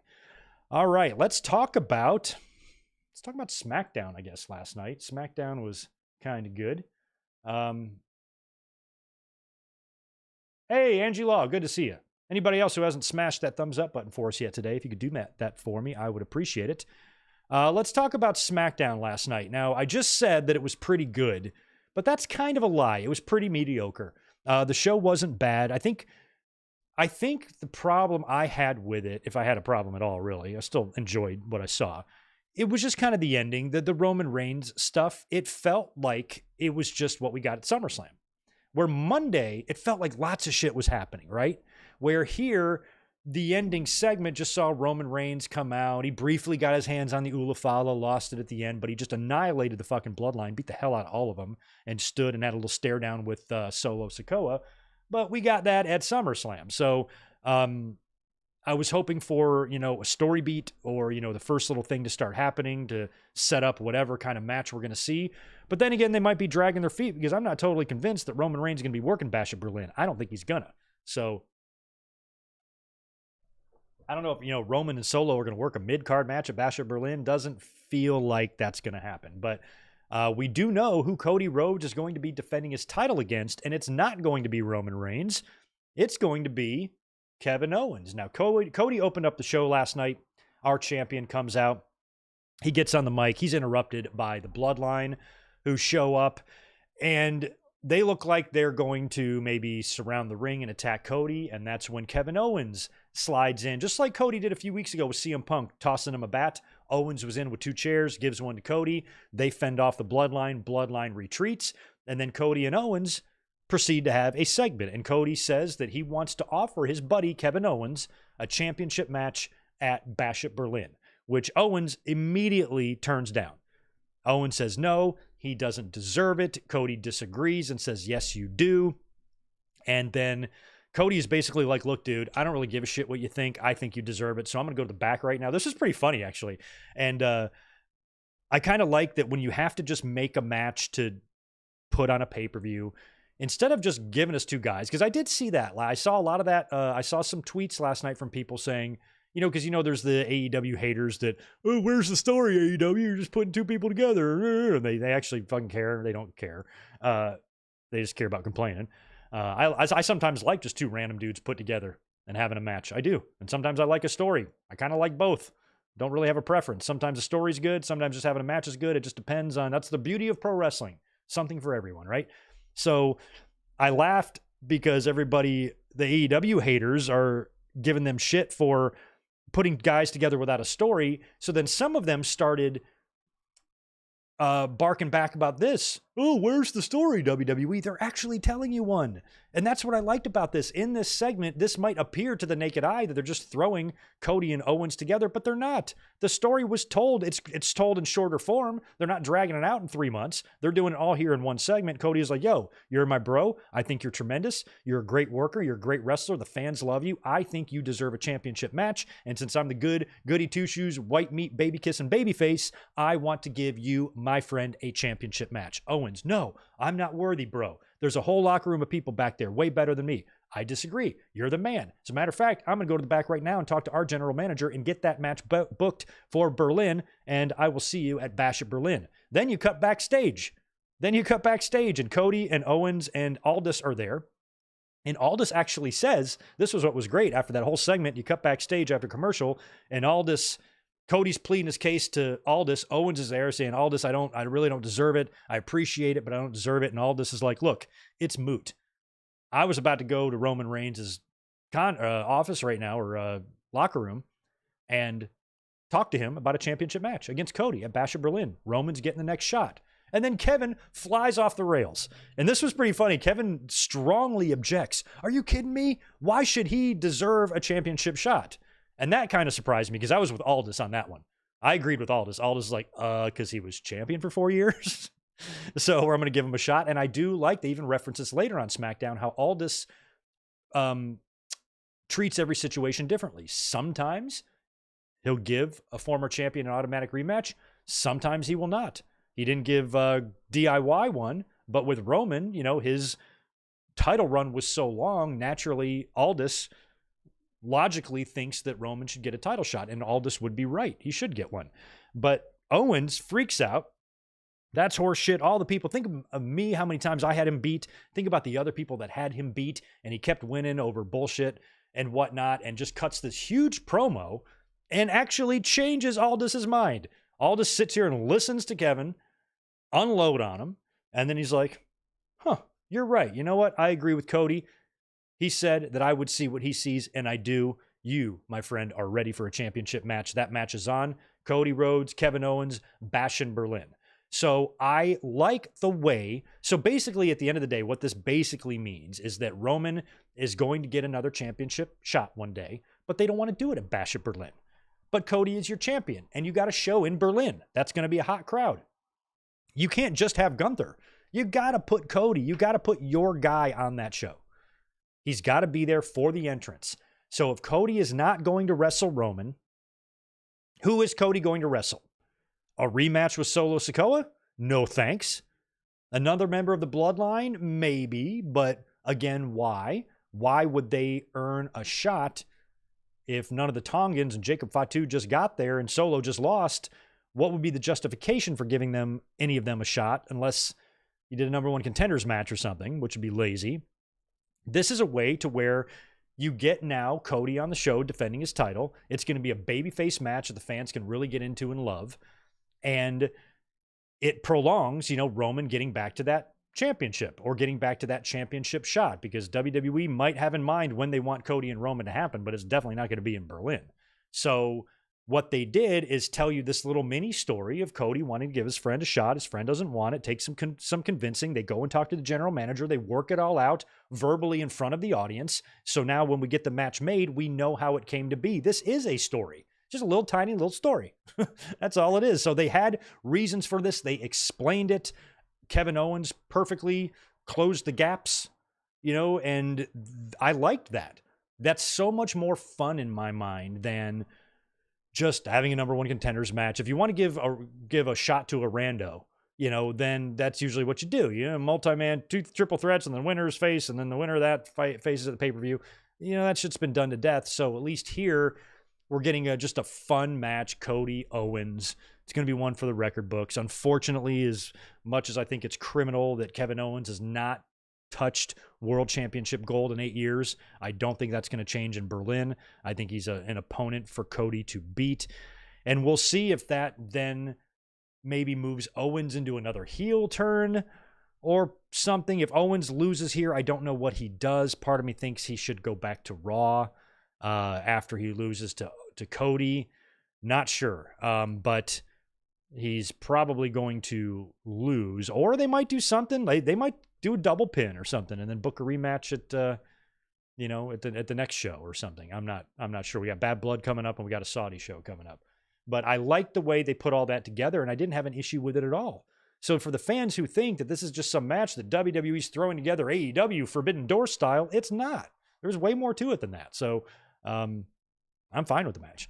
Run through some of these matches here last night. We had the Street Profits defeating Grayson Waller and Austin Theory. This was a number one contenders qualifier, so I don't know if the Profits are now the number one contenders to the Bloodlines titles or not sure. Jade Cargill defeated Alba Fire one-on-one. After the match, Blair Davenport attacked, and you got a 3-on-2 here. Bianca Belair was at ringside looking ridiculously gorgeous. And it was 3-on-2, and that's when Naomi makes the save with her crazy music and her crazy hair. She was out there doing her thing. We had an LA Knight victory promo. He came out there with the championship. He looked great. He talked about beating Logan Paul in his hometown at SummerSlam in Cleveland. And that's when he's interrupted by Santos Escobar, who wants a shot. And LA Knight's like, you got to earn your shot. So he had to face Andrade after that in a really fun match. Andrade is so stupidly good, but Andrade lost because Carmelo showed up, pulled Santos out of the corner as Andrade was charging in. He hits the corner. Santos is able to roll up Andrade and get the win here. So I think that's going to lead to LA Knight and Santos for the U.S. title at Bash in Berlin, I'm guessing. And that's good because LA Knight is not going to be losing the title in his first title defense. We know that. DIY got back on the winning track, defeating Pretty Deadly last night. And then we had the Bloodline promo, and this is going to be when we had the return of Roman Reigns. He was advertised for the show. Now it's the main event. We know we're going to see him. Bloodline comes out. Sans Jacob Fatu. So Jacob was not there. He's one half of the tag team champions right now. I don't know. I'm assuming the Bloodline can just freebird rule themselves if Jacob can't go. Hopefully they don't need to forfeit the tags over this. But he wasn't visible last night. I did not see, and that's a shame. They did kind of tease, that, Hikuleo could be coming in. We know he's due in any moment. So I don't know. They might bring him in Berlin if the Bloodline has a match there, a tag match of some kind. Don't really know. But Solo calls himself, of course, the new tribal chief. And that's when Roman's brand new music hits. I'm not sure how I feel about it. I think that the intro is a little too long. There's way too much going on in the beginning before it really gets into it. So it just takes a little bit of time. It doesn't, his song isn't explosive, it just doesn't hit you. It's got this. Do y'all hear that? Jesus Christ. It's got this long beginning to it. And it's just hard. I don't know. I don't know if I like it or not. I thought Roman's theme already hit pretty hard. So if they spiced it up, I'm all for that. They spiced up LA Knights, by the way, as well, which I didn't hate. But Roman's got his new song. He's out there. Crowd goes nuts. And if you notice last night on Smackdown, Roman, for the first time in his career, got the top guy babyface pop that WWE always wanted for him. That even when he was on top and as he was a babyface, he was getting booed out of every building. Fans were not into him at all. And now to hear him receive that ovation when he comes through, it's like, I can't believe we made it. I mean, what are we, 2014, right? Or 2024, right? So 2014, he was still pretty over. But by the following year, the fans really wanted nothing to do with him. So if we could go back in time and tell our 2015 selves that, hey, in 9 years, this guy's going to have it figured out. Oh, man, I was happy for him. I was happy to hear him get that. I really was, because that was a reaction of an extremely popular over babyface. And Roman Reigns has never gotten that before. Happy for him, man. Of course, he shows up, beats the shit out of everybody, including Solo Sikoa. He picks up the Ulafala. He's got it in his hand, but then the Tongans attack from behind. Solo grabs it, runs to the stage. Then Roman kills everybody, and Solo stands in the aisleway with it as Roman stares him down, and that's kind of how the show ended. So we didn't get anything happen. We didn't get Roman speaking yet. Roman hasn't said anything yet. We didn't get any, tease of a match or potential match or nothing for Bash at Berlin. We got a lot of the same that we saw at SummerSlam. So I got to say that I think Monday Night Raw was a way better post-SummerSlam show than SmackDown was.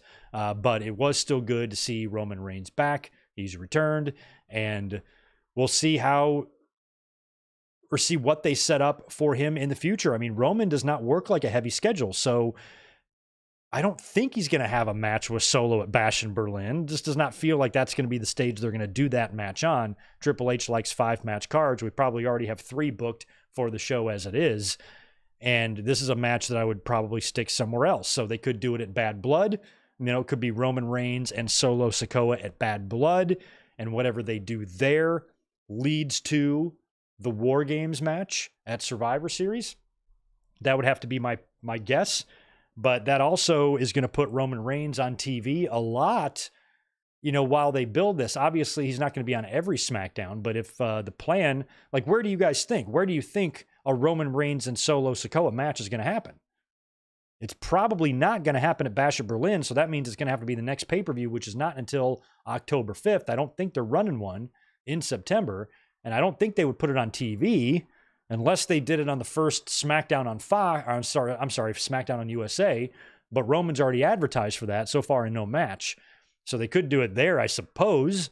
And then maybe whatever they do there leads to some rematch at Bad Blood. And then that match leads to the War Games Civil War. I don't know. We'll see. Hopefully more things happen next week on SmackDown. NXT also had Great American Bash this week. I saw a little bit of that. Good to see Joe Hendry in the ring, having regular matches now in WWE. I'm sure he will sign with them full-time once his contract is done. And the TNA cross-promotion continues to roll on. And hopefully even more crossovers are possible. And we get a lot of... I would love to see PCO. I would love that. I would love that.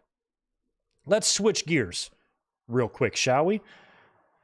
And talk about AEW Dynamite this week. I'm not going to talk about a lot of it because I watch most of the show, but not all. Rating was, I think, in the 600 range, 622K. Olympics are going on right now, so that's not too alarming on the rating there, although I think Collision got their ass kicked when they were up against SummerSlam last week, and not surprising there. MJF had an amazing match with Kyle Fletcher to open the show. I really liked that, and MJF got the win there.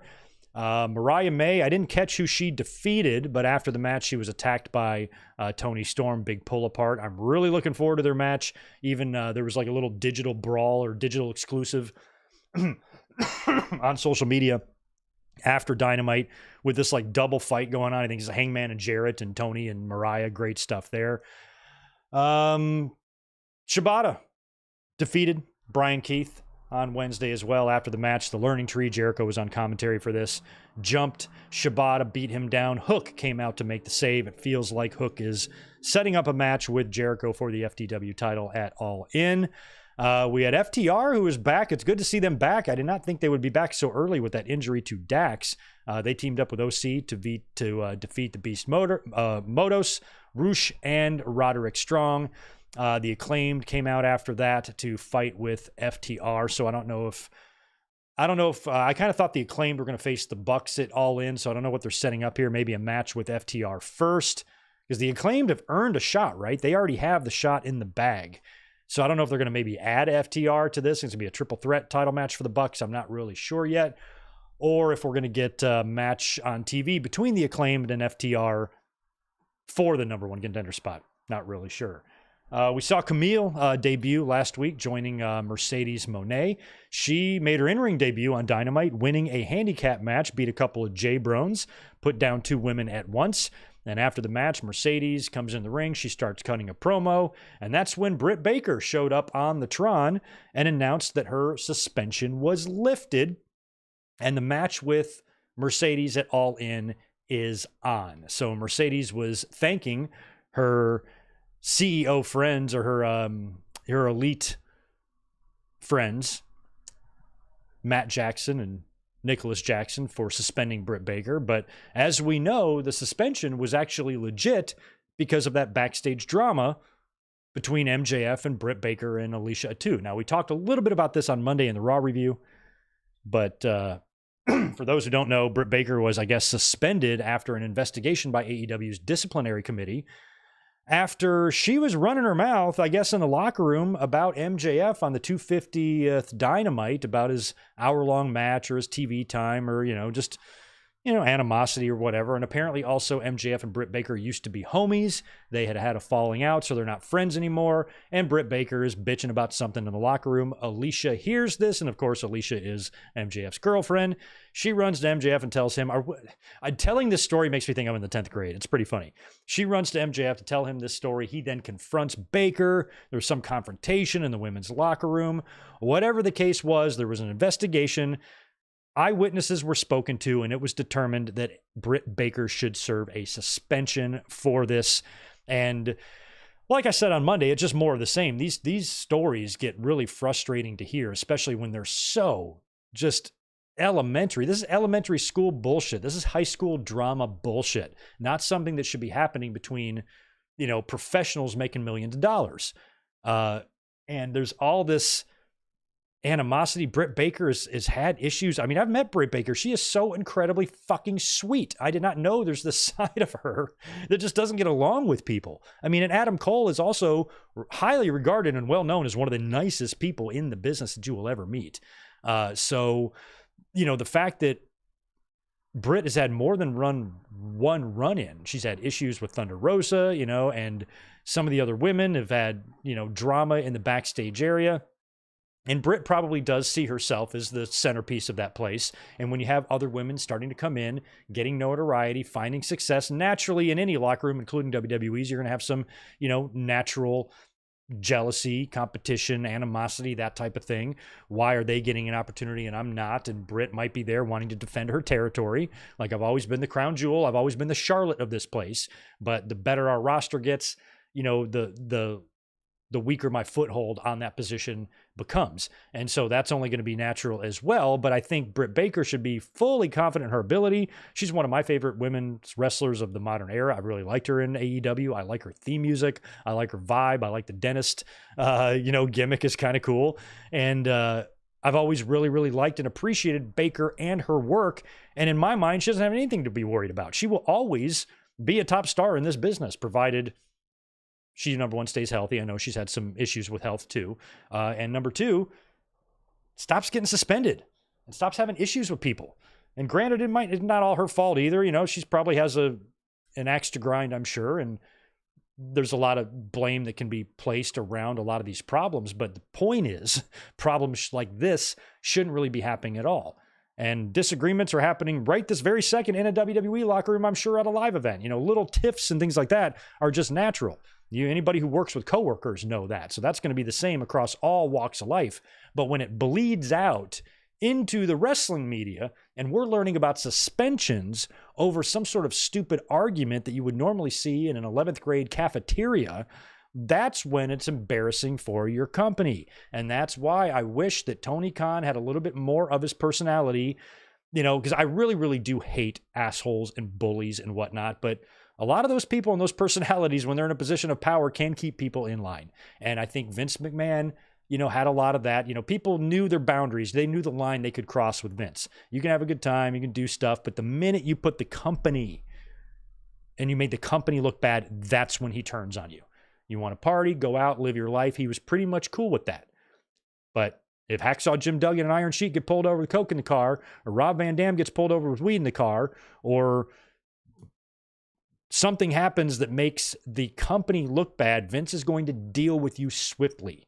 Where a lot of the wrestlers, I think, in AEW, they don't have that filter. They don't have that line. Tony Khan, even if he set these boundaries, they're not respected. And I think that something like that should be talked about there or discussed from a leadership perspective. Look, I know they've tried, talent meetings never work. Every time there's an issue, there's always a talent meeting. It's like that in my job too. If we have some really crazy night at work and we have a meeting the next day about it, shit like that.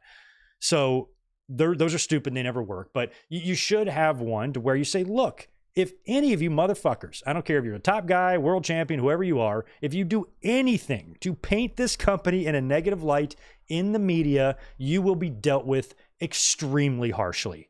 So think before you tweet, think before you run your mouth. If you want to have a personal issue with somebody, you better fucking squash it, because if it gets out and becomes a problem or a distraction, you're not going to like the consequences. I will leave you off TV for a fucking year. And he does that anyway, but, and without pay, or whatever. I mean, just fuck with him, make the consequences mean something. I mean, Britt Baker got in trouble. She got suspended, but she's still going to wrestle in front of 50,000 people in Wembley Stadium in a couple of weeks. So how bad was that punishment? She's still going to get a fucking pay-per-view payday, a sweet one off of this. And I think that I just wish there was a little bit more of that fear, in the locker room that, Tony Khan, yeah, he might be a great boss, but we know not to cross this line. It doesn't feel like there's a vibe like that in that company. And it's really hard. We haven't had a lot of, there's been a lot of promotions in the world, but there's only been one really successful one, WWE, that had Vince McMahon in charge for so many years. So it's not like, that's kind of like the template, but it's not like what fans have any better ideas, in terms of having people in charge that wrestlers respect. There's a lot of really well-respected people who've spent years in wrestling working for AEW. There's plenty of people there qualified enough to be in authority roles. Daniel Bryan apparently is, or Bryan Danielson is one of the people handing out fines and suspensions and shit. And I'm hoping when his wrestling career is over, he transitions into a role in AEW, much like Triple H had in WWE. And I think the wrestlers will respect Danielson, but I don't know if Danielson is necessarily the answer. If you put Danielson in charge after his in-ring career, if wrestlers are just going to fall in line, you don't have an Undertaker back there, a locker room leader to keep everybody together. CM Punk, I think, maybe tried to be that, but he didn't command that same respect. So with AEW, the more you just think by now, because we've already had so many distractions and of course all of the nonsense with brawl in, brawl out, you would think that AEW would really have a better handle on some of this stuff now, because this is one of the sillier stories. When you just hear that, you just read that whole Britt Baker MJF shit, I'm like, really? Like, goddamn. I mean, it's such a normal, basic, probably issue that comes up in wrestling locker rooms. I'm surprised it was allowed to become that big of a deal and become a distraction. So we'll see what happens. I don't think Britt Baker's going to win the championship at All In. I think Mercedes Moné is going to keep it. So we'll see if the feud continues beyond that. I feel like on paper, Baker and Mercedes, if everybody gets along and works and has chemistry, this could be a super fun program that could go well and extend well beyond All In. But that just depends on everybody fucking behaving themselves. Dynamite's main event was Danielson defeating Jeff Jarrett. Kind of a fun match. Jarrett just looked like he was in a war, got a shit beaten out of him, bloody. And Jarrett's trying to, offer advice or, and help Danielson out in his upcoming title match with Swerve. We had Ricky the Dragon Steamboat on commentary for this thing randomly, which was fun. Swerve came out at the end, cut a promo on Danielson, said that Danielson looked good and he'll have a warm-up next week. He'll face Wheeler Yuta next week on Dynamite, so that'll be his little tune-up as we head closer to, as we head closer to what is looking like a pretty good all-in card. And I think I've got 7 matches. Here's what we got for all-in so far. We got Swerve and Danielson, Jack Perry versus Darby Allin, MJF and Will Ospreay, Tony Storm, Mariah May, Mercedes Moné and Britt Baker, the Patriarchy taking on the winner of the Bang Bang Gang or the House of Black. That match is tonight on Collision, airs in less than an hour. And apparently we have a Casino Gauntlet match as well. Competitors to be announced. Tonight on Collision, we've got the Bang Bang Gang versus the House of Black. The winner faces the Patriarchy at All In. Christian is going to be your special guest referee tonight. We have Thunder Rosa versus Deonna Purrazzo. That's going to be fun. FTR versus the Outrunners. I love those guys. They were recently on AEW. They're a trip. Roosh versus Preston Vance. We had a Hikaru Shida in action. Darby Allin is teaming up with Hologram to take on the Premier Athletes, so that should be a fun tag team there as well. So if you are watching Collision tonight, I hope you enjoy it.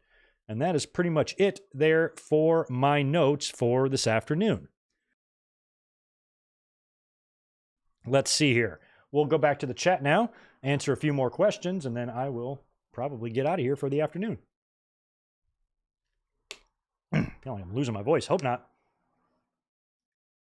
I got to talk a lot at work tonight too, so... All right, let me get back to the chat here. I got a few more supers to answer. One more from Ian Gomes. Thank you for the $5, my friend. Is there any benefit to Hikuleo joining the Bloodline if the focus is on Jacob Fatu? Ever since Jacob debuted, there is silence on Hikuleo. Well, they kind of teased it last night, didn't they? And I think he's definitely going to join because I think... Solo is forming his army here. Obviously, Jacob Fatu is going to be the breakout star, but I don't know if Hikuleo will really prevent that from happening. I think Solo having his own group, because that would put the group to 5, and then you've got Roman and the Usos and Sammy, and that only leaves 4. You have to wonder if The Rock could come in there. So Hikuleo, I don't know. It just depends on... It depends on what they plan to do at War Games. If it's 4-on-4 or 5-on-5. If it's 4-on-4, you either don't need to bring in Hikuleo, but I think he's already signed, or you bring him in to do something else, but it's going to be hard to ignore that he's part of the bloodline, or he's part of that family. So I feel like he's definitely going to be there enjoying the bloodline. That's my feeling on it. And they might be holding him off until they have some sort of a match between Roman Reigns and Solo Sikoa. I mean, imagine if they do that. Imagine if it's Roman and Solo, because now, the focus is not on the championship. The focus is on the head of the table, the tribal chief, who the real tribal chief is. That's what Solo and Roman are going to be battling over now. So if you do have a match for the Ulafala, and that's where Hikuleo interferes, that would be pretty poetic, because how many times did Roman Reigns win that way? How did Roman Reigns beat Drew McIntyre at Clash at the Castle? Who debuted? His very opponent, Solo Sikoa, who came in the same way. So Solo is now using the same tricks on Roman that Roman was using on everybody else. And if Hikuleo came out and debuted and cost Roman Reigns the match, and Solo beats Roman Reigns, I think that would be fun. That would be way more fun than Roman beating Solo. Because if you do it that way and you have Solo and Roman one-on-one somewhere, pay-per-view, wherever, Hikuleo debuts, Solo wins, then that sets up War Games, and then the babyfaces win War Games. And then Roman and the Usos and hopefully Sami Zayn get the victory over the new bloodline in the War Games. And I just cannot wait to see a Jacob Fatu in a War Games match. That's going to be something for the books right there. It's going to be wild stuff. What is Ed Ferrara up to these days? I don't give a shit what Ed Ferrara is up to these days. Who cares? Oh, I didn't know that, Juliet. Thanks for the $2. Perazo and Thunder Rosa is a bull rope match? Oh, well, I'm going to tape. I'm recording Collision tonight then. I'm going to check that out. I had no idea. Yeah, there you go. Rock could come back at Survivor Series only to stab Roman in the back. So if Hikuleo joins the group, now it's 5. They want a War Games match. Roman's got the Usos back. We still got to get Jimmy back to TV, don't forget. Then you have to reconcile getting Jay there. That's why I think after Bash in Berlin, if Owens, and we're expecting Owens to lose to Cody, maybe he gets traded to Raw for Jey Uso.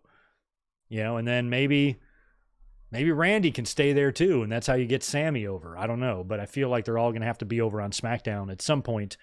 And if it's Roman, the Usos, and Sammy, you're missing one guy. The Rock can come in and be a part of that, and then maybe turn on them and help the new bloodline win at War Games. That would be a better way to do it, actually. Is maybe having Roman beat Solo, but then the bad guys win War Games. That could also work.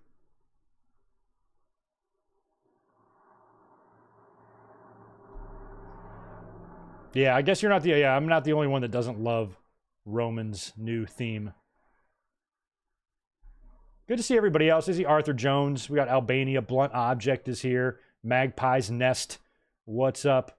Magpies, have I talked about the Warner Brothers Discovery drama losing $9 billion in one day? That was a valuation type of thing, I believe. And no, I didn't really talk about it because in that whole, I think it was it a media call? AEW wasn't even brought up. So I know we talked about the NBA a couple of weeks ago, but I thought that was going to directly tie in more to the deal getting done quicker with AEW. But one thing that news about Warner Brothers Discovery and that dollar amount is that cable is on it's on life support. I think everything is going to be streaming in less than 5 years. I mean, almost. I mean, I don't even. I mean, even my cable streams. The cable channels I watch is a streaming app. I don't even have cable, so even my cable stations, the Nickelodeons and MTVs and all that bullshit, it's still on a streaming app. And I think that we're in the middle of a big transition here about how content is consumed, and I think everything going to streaming is just going to be better for everyone. So I don't think that Warner Brothers Discovery losing that money is going to have any effect on pro wrestling being available. I think wrestling will always have a home. WWE and AEW will find a streaming or cable home always. But I think that's also a sign of, just how streaming kind of is the future. I'm surprised it hasn't already become it, because everything I do is streaming. But Raw going to Netflix, that's going to be a big deal. I mean, that's really going to be the game changer. In January of 2025, there's going to be a whole different game being played. And that's where it's all going to start. And then after that, I think a lot of others are going to follow suit. WWE's next media rights deal for SmackDown, just fucking peacock it, man. And ratings won't even fucking matter anymore. All these, dumbass tribal asshats can stop whacking off to the ratings every morning when the company they hate does a low number, because that's a normal thing to do. So streaming is it. Streaming is the future. And hopefully soon everything will be streaming and we won't have to be on cable TV anymore. No more commercials. Just those ads that you have to start every show with if you're not a premium member. Anywho, well, you guys have a great afternoon. I appreciate. Solomons will probably have some good things to say about this. I thought it was kind of a non-story, like I saw all of that, but in terms of it directly affecting wrestling, I think this is more just going to be an effect of the future for all types of sports and content and programs and whatnot. Streaming is where it's going to be. But that is all going to be interesting, and Raw on Netflix is going to be so much fun. I can't wait to see what they do and how much they really let it all hang out, I mean, if it's just going to be, if we're going to have some X-rated shit, I don't know. You can essentially do anything. So I'm looking forward to that and seeing how they structure the show and how it's going to look in 2025 on Netflix. All right, guys. Well, that'll do it for me this afternoon. I want to thank you for being here. Again, guys, seriously, thank you so much. Have a great rest of your Saturday and weekend. I'm sorry about that watch-along link not being up yet, but as soon as I get home tonight, I will post a thumbnail for SummerSlam 2003. We are going to watch that here on the channel tomorrow evening, 8 Eastern, 5 Pacific as usual. And then Monday will be up here as well, but I might do a watch-along. We might do a live Raw reaction because I don't know if I need to bother coming up and doing a review or not. I'll give it some thought. We'll give it some thought. And either way, you will see me on Monday. Stay tuned and stay subscribed. Follow me on all the socials, and I will be catching you guys tomorrow for the watch along.